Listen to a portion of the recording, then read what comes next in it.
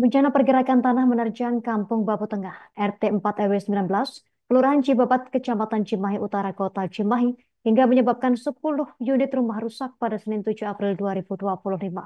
Berdasarkan data dari BPBD Kota Cimahi, dari total 10 rumah tersebut, 4 rumah diantaranya rusak dengan kategori sedang hingga berat, sedangkan sisanya terancam. Untuk informasi selengkapnya, akan dilaporkan rekan Hilman Kamaludin, jurnalis Tribun Jabar untuk Anda pemirsa. Rekan Hilman, silakan laporan selengkapnya. Ya, selamat sore Justina dan Tribuners terkait adanya pergerakan tanah di daerah Cimahi ini memang terjadi pada hari Senin kemarin, di mana akibat pergerakan tanah tersebut menyebabkan sebanyak 10 rumah mengalami rusak berat hingga sedang gitu.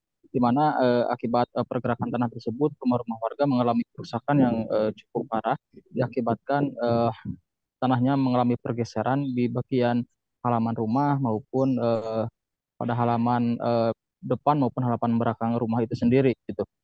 Kemungkinan pergerakan tersebut terjadi diakibatkan karena hujan deras yang mengguyur kota Cimahi sejak beberapa jam terakhir sebelumnya. Eh, Akhirnya kondisi tanah yang labil menyebabkan 10 rumah tersebut mengalami kerusakan yang cukup parah. Kemudian akibat dari pergerakan tanah tersebut, rumah-rumah warga yang berada di sekitar tepian apa maksudnya tepian sungai langsung ada juga yang tergerus akibat pergerakan tanah tersebut. Mengingat kondisi tanah yang semakin labil, warga diminta untuk langsung mengungsi ke rumah kerabatnya begitu. Akhirnya dari total 10 rumah tersebut ada sekitar 30-an jiwa yang harus mengungsi eh, karena kondisi rumahnya cukup membahayakan jika terus ditempati. Berdasarkan data BPBD Kota Cimahi sendiri, memang pergerakan tanah tersebut murni akibat eh, kondisi cuaca yang labil. Dan hujan dengan intensitas yang tinggi menyebabkan kondisi tanah yang labil tersebut langsung mengalami pergerakan.